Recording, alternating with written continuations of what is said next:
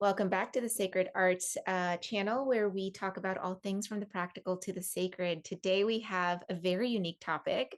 We're going to be talking about Web3 and also interweaving topics on spirituality.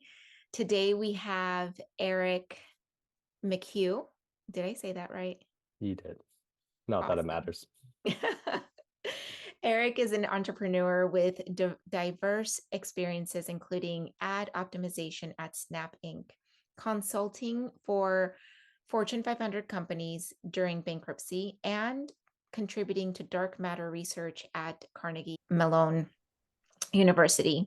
He also co founded CartRev, a social commerce platform. Eric's philosophy emphasizes simplicity, adaptability, and clarity of mind, which aligns well with his ventures in Web3 entrepreneurship. He advocates for decentralizing power in the digital world. With an IQ over 140, Eric enjoys chess, fine dining, and meditation, having recently returned from a Vipassana retreat. Currently, he holds leadership roles in SHOPX, or Web3, e-commerce, and dating, an AI-powered matchmaking platform. His past ventures include founding a SaaS platform working on ad optimization at Snap, supporting dark matter research, and interning in Barcelona. Welcome, Eric. Well, thank you so much. I'm really grateful to be here. I am grateful for you to be here as well. You have such a diverse background, and it's so interesting because I feel like it really resonates with me. I myself am in Web3. My 9 to 5 is I'm a VP of operations at a Worldwide Asset Exchange. It's an NFT platform, and probably one of the easiest blockchains for developers to come on and integrate their dApps and things like that. So it is a treat to have you here and have somebody that's of like mind, to kind of talk about the world of technology. And I also love that you're deep in your own spirituality. Can you tell us a little bit about how your interest in blockchain technology kind of intersects with your passion for spirituality and raising collective consciousness?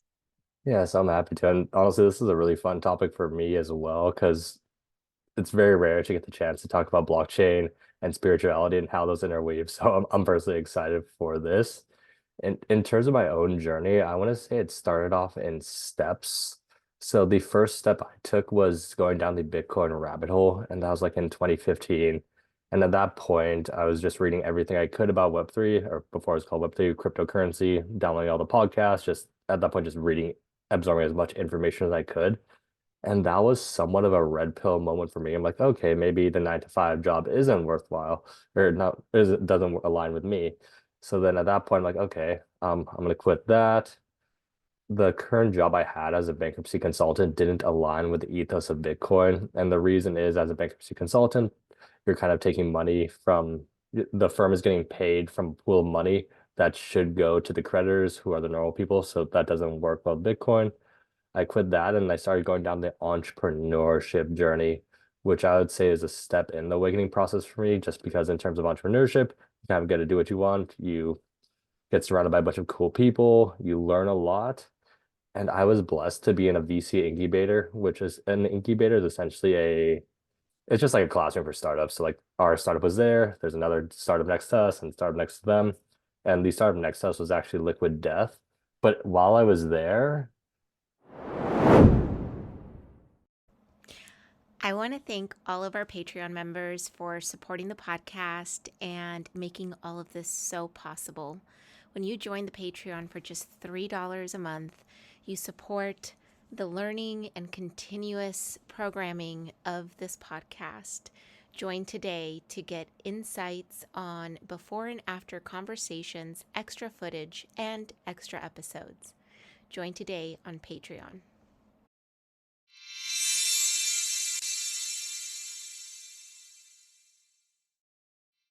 I was surrounded by so many founders. I was able to talk to so many founders, get lunch with them, pick their brains, figure out what worked for them. So I absorbed a lot of information.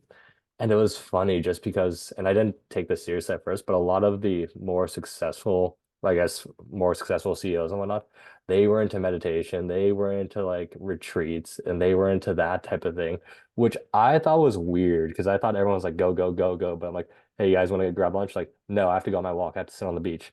I have to listen to my binaural beats. So as at that age, I kind of glossed over. I'm just like, okay, that's kind of odd. We'll have to work. So back to that.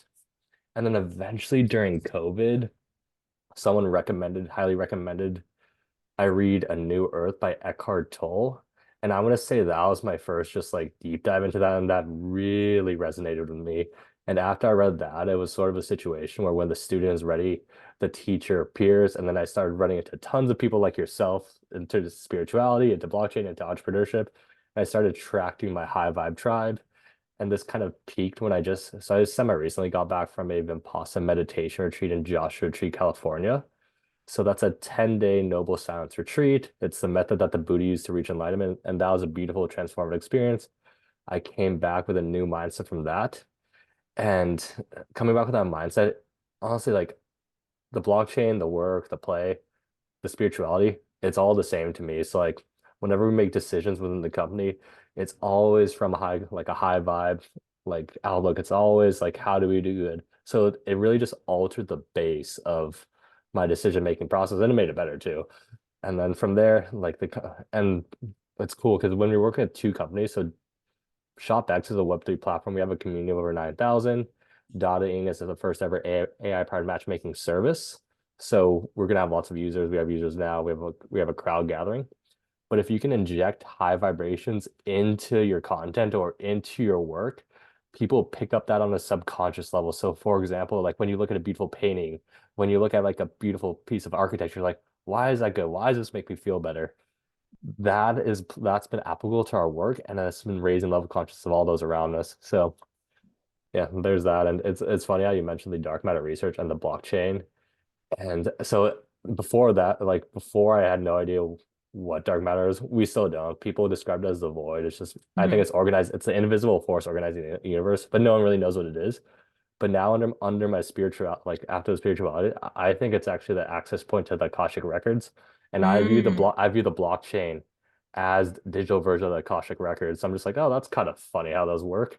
Because like if you think Oh my yeah, God, I right? love that. Yeah. And for those actually your listeners probably know, but for those of who don't, the Akashic records, no one knows what it is, but it's essentially the everything that's ever happened, ever has happened in the past, happening right now, stored in a single place. And those are essentially the Akashic records. So it could be source, it could be dark matter, it could be the blockchain, whatever it is. Yeah, Yeah, we're it's all true. accessing it in one way or another, right? I love what you mentioned in terms of like I loved everything that you mentioned, but what really stood out to me is, when you start to hang out and be immersed in a place where whether it's wealthy people or people that are highly successful, especially the startup game, there is a very unique type of frequency there, and you're so right, almost all of them do take time to meditate, do take time to just think. I remember getting into a car with my boss at some point. I mean, he's like a billionaire and, has done a lot of things in his life, but he will not turn on music. He wants to be in stillness and in silence. And it was really fascinating. And a lot of my colleagues and a lot of people in the business, in the industry, do go to retreats, do meditate, do have some sort of practice that brings them back into alignment, and it allows them to kind of open up the doors into new technology, innovation, and pushing their startups forward. And it really does help you get in the flow. And I love that the fact that because I personally don't like music either. I mean, I listen to it very rarely. Usually it's silence or binaural beats. But if I'm working out, I like anime theme songs just because it reminds me of the anime. So other than that, like music itself, I mean, there's some good ones. I like classical just because that's usually high vibe. Yeah. But I've noticed that most of the music right now, it's just the vibration's off first off, Yeah. and that's done intentionally. And I think it's just programming people at scale in a way that doesn't serve them. So Yeah. like you take like a thought experiment because I'm sure you agree the same way with like your diet doesn't just consist of your food. It's like I eat food A, I feel good. I eat food B, I feel bad. Everything you can like your thoughts, the content you consume, that's all part of your diet. So if you're constantly consuming just like honestly just stuff that doesn't serve you. It's just gonna bring you down when really you should be trying to go up. Oh, 100%. I read somewhere that all media, commercials, movies, things like that are done at a certain frequency, and it is to keep us in that anxiety and that like dopamine, like trying to get more and really kind of addicted. There's like a formula that they follow in the industry to hook us to that kind of stuff. And once you raise your vibration, I You're saying noticed like I gave up television for 50 days and I started to raise my vibes, and now some of that noise is it's irritating, yeah. which Yeah. is really interesting. Because you're operating at high vibration. Have you seen the David R. Hawkins chart for vibrational frequency based on emotion? Yeah, I have actually. Yeah, so like okay, so you know like shame is the lowest, like anger, fear, pride, those are resonating around 200. If you're below 200, that's when you're taking energy. If you're above 200, that's when you're giving energy. Yeah. So if you look at it from that context, when you're around 100 to 200, like anger, fear, pride, I forget the other one, but that's when you're most controllable. So if there were people controlling the media, they would try to push that level of frequency just so they can keep people in like a state of fear, so they can control them what to Mhm. do, so they can keep their power. So I think it's all by design. I think it's pretty corrupt. But again, like you said, once you raise your frequency, you just kind of like a lot of times you're just like I don't no thank you to TV. But at the same time, like I still hang out with my friends, like we watch movies, we do stuff. But like I can see through it. It's just like, oh, that's what you're doing. Laugh out loud at you and just kind of carry on. Yeah, I know. Sometimes I'm like, I have no idea what they're talking about. I'm gonna have to go watch the show now so I Yeah. can be in the conversation. Yeah. Oh, that's so interesting. We have similar experiences. One thing that I'm really curious about, because when I first started working for this company, this was back in 2017, I had a really hard time explaining to people what blockchain was. So I'm curious to hear what your elevator pitch is on explaining crypto and blockchain to people that don't know anything about it. Yeah, so I think I'm actually really good for this just because what ShopX is, we're a Shopify app or WooCommerce app for a Web2 brand to download our app and then enter the Web3 space by launching NFTs with e-commerce value. So we've spoken to tons of just people like C-level executives who have no idea what crypto is. So I usually give them the breakdown of what Web 1 is versus Web 2 versus Web 3. So I usually, okay, well, think of Web 1 as it's online. So Web 1 versus Web 2 versus Web 3. Web 3 is just the next natural iteration of the internet. Two's after three, am I right? So Web 1 is, I would think of that as read only. So if you're online, you can go on, you can read stuff. Web 2, let's frame it simply as social media. So like Instagram. In Web 2, you can read, you can write, but you can't own. So I could write an Instagram post. You can read my post, you can interact with it, you can do what you will. But Instagram owns the post, meaning they could sell our data, they can cancel both of us, they can do whatever they want because they own the content. Web3 is read, write, and own. So not only can we read content, but we can write content, but we can also own the content. And my area of expertise is e-commerce. So if I were to write a NFT, I either gift it to you or you purchase it for whatever money. There's now a connection between me and you. So I'm the creator to the consumer.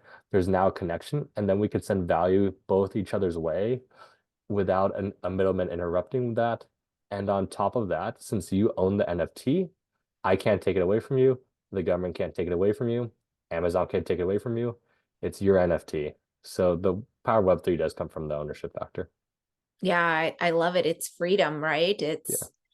It's taking that power back. I love your explanation. I also that's very similar to my elevator pitch, and I like to add that it's all on a digital ledger. It's all like people can see what you're doing, and it's like decentralized. And then I go in and talk about what decentralization means.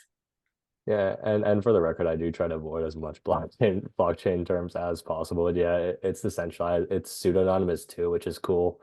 Meaning like everything's active, but you don't really know who which you can see what the wallet activity is, but you can't just like know who everyone's wallet is, which is effective because in terms of I think the current system we have right now is the people at the very top, they're just peering down into all access into all our financial transactions, and we have no idea what they're doing. But in a blockchain system, that reverses. So if like let's say the governments or whatever, they're using a blockchain system, we know their wallets. We get to see exactly what they're doing. And considering it's our money, I think we have that right to do it. And we both know that they're doing just nefarious just stuff with that money. But on the flip side, they can't just like blanket just spy on everyone. If they see a nefarious, if they see a wallet doing like bad stuff, they can. There are technologies, there are services where they can hone in on that wallet, figure it out, and bring that person to justice. But they Mhm. can't just like spy on everyone because of the pseudonymous nature. So I think Yeah. blockchain is overall good for everyone. And obviously, this is something I try to avoid with most people because not too many people care. But if they ask, that's what they say. Yeah, yeah, for sure. I love that also. And um I lost my train of thought there for a second. I'm sorry. All good. What I want to get into now is a little bit on how do you think, okay, I remember my train of thought. So blockchain is still at its infancy. It's really hard to develop on blockchain. It's really for consumers, it can be a Sucks. whirlwind, right? Like I remember back in 2017, I spent hundreds of hours reading, looking at YouTube videos, talking to people in the industry. Like it was a huge undertaking to be able to wrap my head around where we were at and where we were headed. Nowadays, it's a little bit easier. There's a lot more content. Things have progressed technology wise. How do you see this evolving, and how do you see this coming out into like the masses? Yeah, so uh, let's set the end goal for Web3 mass adoption because I do view that as inevitable. For Web3 mass adoption to be the case, it has to be just completely done in the back end. My mom has to take it her phone, tap, tap. She gets her NFT, she gets the benefits, the merch gets paid. No one knows what's going on. So for that to happen, there has to be a lot of work done. And I think we're just starting the wave of mass adoption. So like around 2017, let's turn back the clock to 2017. The reason why mass adoption hasn't happened was for two main reasons, and you hit the first one perfectly. The first one is just user interface. Like it's even right today, it's just simply not ready for the masses. Like imagine just sending like your mom to bridge something. Oh, where's my money? Oh, who do I call? Oh, you can't call anyone. She's not there. Okay, what's their customer support? Oh, there is no customer support. So you have to go on Reddit and find this one particular issue that this guy dealt with like 5 years ago, and that's the solution. So user interface isn't there yet, but it's getting there. And the reason it's getting there is the first part, Web3 is composable, which is essentially the compound interest software, which is basically saying we all build off one person solves a problem, we can build on top of that. And what I've seen in the e-commerce space, like the big brands like Nike, ESPN, Lakers, sports teams, like all the big brands, they've already dipped their toe into the Web3 waters. And from conversations, I can tell they know it's the future, but their drawback is like, we know it's the future, but our customers aren't ready for Web3 yet, and for good reason. So they think it's the future. But once they go all in, like let's say Nike goes all in, they have the resources and the incentive to create a seamless interface for their customers because Nike isn't going to send their customers to like a normal Web3 portal just because they can't do that. Once Nike gets in, Reebok has to get in, Adidas has to get in. Once Nike gets in, everyone sees how they built their software and they can copy and optimize it for their business needs, just exponentially increasing Web3 mass adoption. And the second reason it's just not mass adopted right now is I would say incentives. Let's be real, like a year ago, there's no real reason for a normal person to enter cryptocurrency unless they know the money, unless they're interested in the tech. There wasn't any real reason for that. But that's also changing too. And that's where ShopX is trying to help.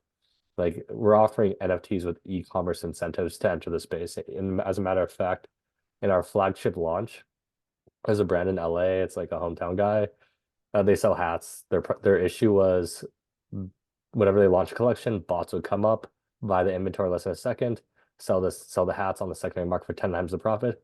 So he launched a gold, silver, bronze style pass collection, and the price of the gold pass was 0.75 ETH, which isn't that cheap, especially because his clientele, they're like hyper kids are like 25. So even that's a pretty penny, but they wanted the e-commerce benefits, so they learned the technology to claim the pass, and now they get daily. Like he uses it to this day. It's like, okay, gold pass holders, you get early access to this product. And the cool thing is, over 50% of the people who participated in that launch were 100% brand new to crypto, meaning they've never had Ethereum before. They never had Coinbase. It was just completely new. So my logic is, or my why is, I would like to live a nice, peaceful life. I found that difficult to do if the money system was corrupt, which originally led me to gold and silver. which are physical gold and silver. There's a clear difference between the physical, which then led me to Bitcoin. And ShopX is a way for me to onboard people into the ecosystem at scale. So like the Mag Park, over 50% of their customers, they got their NFT. Now they have their NFT. Some people liked it, some people hated it, but now it's a 0 to 1 moment where people can go down the crypto rabbit hole at their own pace. So if we onboard like a Nike, that's a lot of people in the space. And our biggest client is Fox's new show Kapopolis. And I think they're getting like millions of views. So like I think that's a net positive. Yeah. Yeah, I 100% agree. Nike is kind of a sore point for me because I'll tell you a quick story. So we were the first ones to file for a patent on digital to physical. We called it viral, or now they're calling it phygital. And that year that we were kind of doing our patents and all that and filing them, we invited Nike. I had um built a warehouse from the ground up. Because I'm operations, and we were filing all the patents. They came in, they toured our warehouse, we told them everything we were doing, and then like 2 months later they filed their own patents. Ooh, they, yeah, Yeah, and then they took RFTK, which was one of our partners, and ended up yeah. partnering with them. So a bit of a sore point there. Looks like we're gonna use Reebok from now on. I just use Nike because it's just No, thicker. I And it's get like, it. yeah. But It's just an opportunity to tell that story because oh it's yeah, like, really, Nike. I get it, but I mean they'll probably use you guys in the future. I'm sure you guys do better than them too, which is the benefit of being in the well, I Web3 mean, space. yeah, if they actually do the phygital stuff, like we'll be owed royalties, right? Because Yeah, we own the patents for it, oh so nice. works I out. mean, plus like because we're both early in the space, a lot of the big brands they just have no idea what they're doing. So like when they come up, they're like, "What do we do?" And then you could work in a consultant type deal where it's like, "Yeah, we'll tell you how to do it, and we'll do it for you." But you kind of need to pay us, and we need more control. So like a lot of brands they want to enter the space, but they're just not mobile enough, not nimble enough, or don't have the talent to do so. So I think we're both pretty well positioned for that. Oh And yeah, a I've just started like 100%. and I've Yeah, just seen I that mean, turn around recently. Like the amount of inbound we have since this, I guess the bull market kicked off. It's like, oh, now you're back. And I'm like, this is pretty mhm. sweet. Yeah, trying to see what you can do in the space. And but I would say to that as well, as since 2017, I've been saying we got to make it like dummy proof. We got to make it customer friendly. You got to put in that customer delight and make it exactly what you said earlier. Make it so that there aren't all these hurdles to go through, and it's just very seamless. Whatever's happening in the front end, you can't, or whatever's happening in the back end, it isn't even being shown. Like the person is just doing like clicking buttons and it's magically happening, right? And so we're just not there yet. And I'm really excited for the day that we are. And let's see who comes out in the race on making it easy, user friendly. Yeah, and honestly, crypto as a whole space has been notorious for just bad UI. Where it's like, even if you know what you're doing, it's like, Jesus, this could be so much better. Like, So much better. because Yeah. yeah, no one tried. Like, I don't think no one was emphasizing it. They're like more complicated. It's like, no, it has to be simpler. Because I think we both know how fickle customers are. It's like they'll be like, it didn't work once. I'll pass forever. Like Yeah. you just can't, that doesn't work in like normal businesses with e-commerce and like revenues. Like the customers will, and first off, if it's not easy for them, they'll complain, they'll go on social media, and then that'll kill the project itself. So it really does come down to their customer. The brands itself are fine, but like like the way I look at it is like because ShopX is B2B to C, meaning we could sign all the brands in the world, but if their customers don't want the service, it's gonna fail. So the way I look at it is like a brand's customer, they're by extension our customer, and therefore we have to take care of it, make it as easy as possible for them to purchase NFT with as little crypto lingo as possible. That's another pet peeve of mine in the space. Is like people just try to like they throw out just so much just crypto lingo. I'm just like, you don't need to say that. Just as little crypto lingo, as little technology showing as possible, and that's how we get a happy customer, and that's how we get Web3 mass adoption. Yeah, I agree. I'm curious to know how do you balance your involvement in Web3, and your entrepreneurship with your dedication and practices like meditation and mindfulness? So they're all the same to me. So it's one long day. So like I have my morning routine and I have my night. I have my because I think I have a slight ADHD, which is why I like working at two companies, jumping around different tasks. So I like the fact that okay, I'm on a ShopX sales call, I'm going to an AI tech call, ShopX marketing, AI partnerships. So I like that. So the middle of my day is just it's a Calendly mess, which is fun. Like the calendar just filled up with just I don't even know at some point. It's just like I just show up. But what I do well is I have a good start and a good end. So my Mm. start is I wake up at 4:20 because I find that funny. The first thing I do is I meditate, obviously, because in the morning that's the best time to meditate. That's when your brain is flooded with melatonin. I set my intention for the day. I'm like, everything is gonna work out. All the calls are gonna go well. Everything's gonna get done. And then from there, I go to the gym, close with a sauna, and then my workday kind of starts. And then my end is Muay Thai, and this forces me to be it forces me to keep present. So like, it also keeps me online during the day because if I eat poorly, I'll get hit. If I show up to Muay Thai class and I'm thinking about work, I'm thinking about something else, or I'm not being present, I get hit. If I don't, the longer I'm not present, the more I get hit. So I'm like, well, looks like I'm going to be present. And it's also a great group of people too, where everyone's kind, no one cares about work, everyone's just trying to get each other better. Like there's no bad intention there too. So those two for the week are pretty good for me. But of course, if I need like I'll meditate during the day, I'll go for a walk. Like I view my spiritual health as probably it's my number one priority right now. I would say it's above both business health because that directly feeds into the business. Like the business won't do well, or you can't properly serve the customers or the brands if you're coming from a bad place. So I view it as again, it's all just one thing. And I'd love to hear your answer too, just because. I mean, I feel you on that because I came from a place of like checking off all the boxes, and what that looked like was the best success that I had in my life was by burning both end of the candles.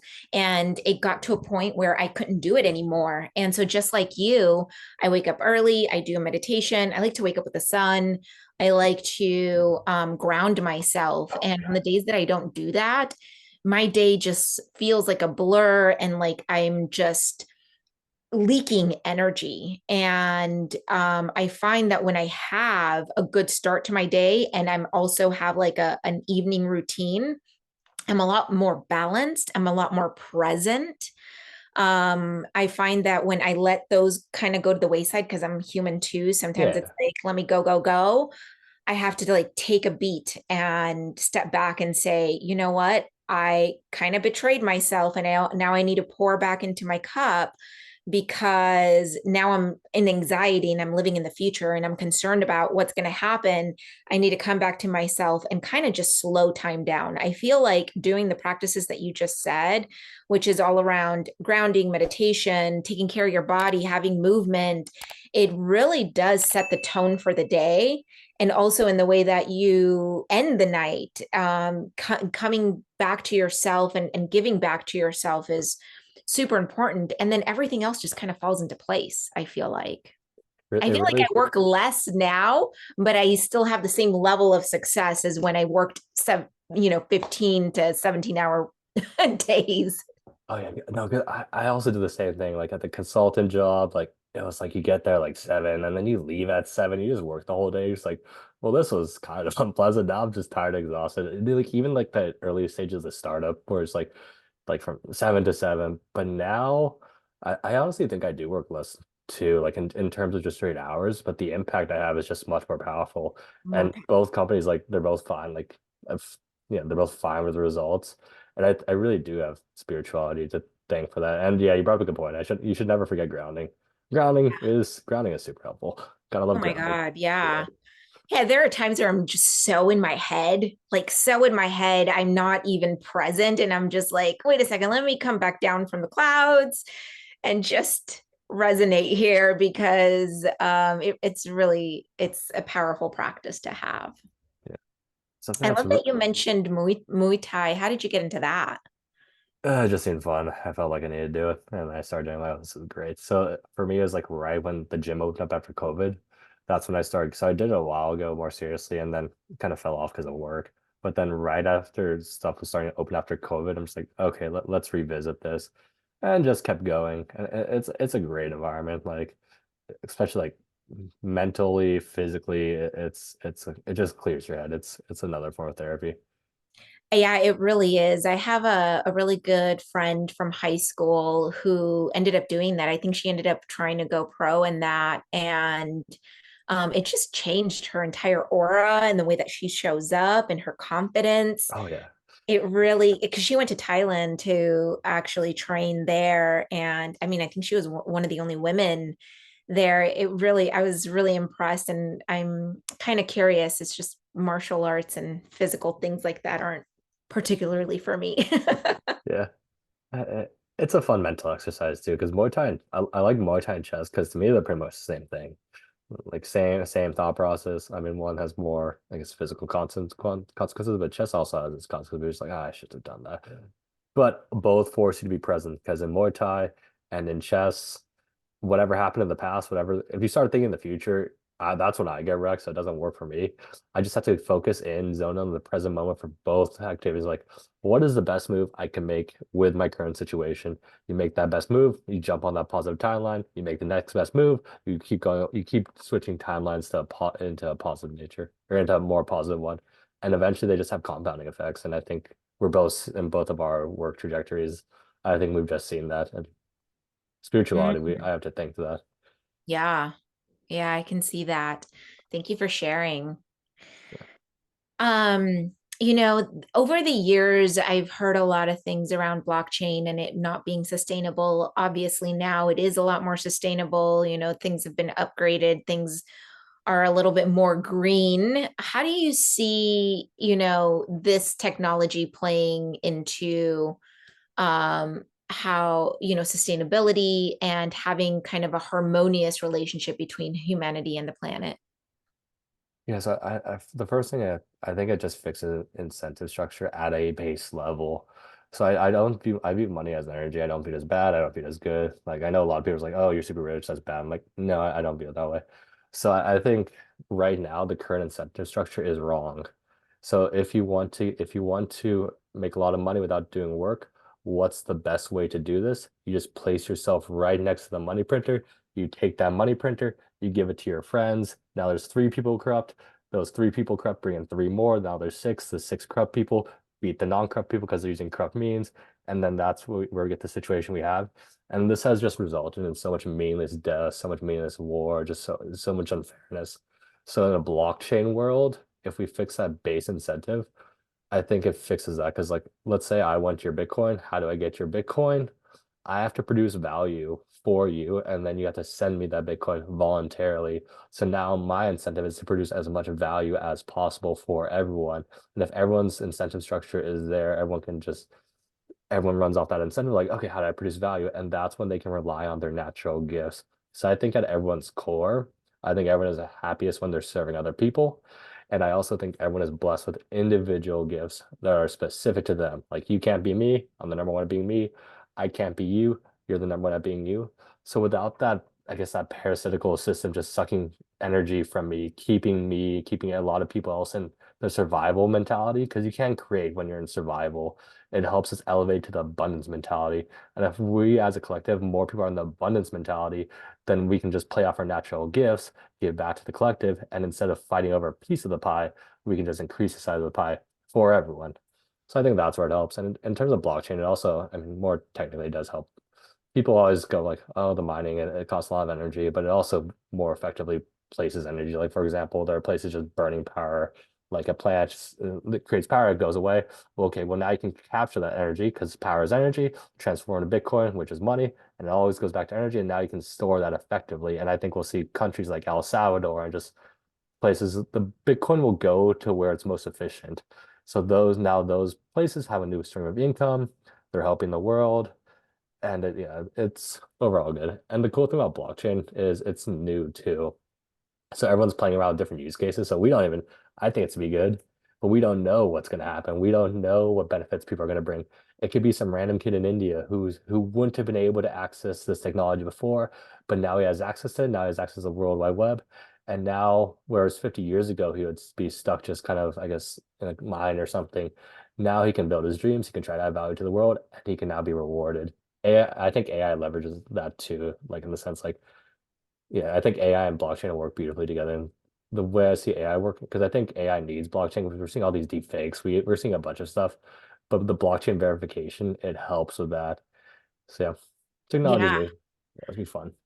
Oh, yeah. I mean, that everything you just said is exactly kind of my worldview as well. And also there's so many opportunities to be able to build on Web3 where you can also contribute back to humanity. I feel like I've seen so many projects where they'll go and plant trees, with certain NFTs. And I feel like the ideas are endless on how we can replenish the earth while still being able to move forward in this technology and be innovative.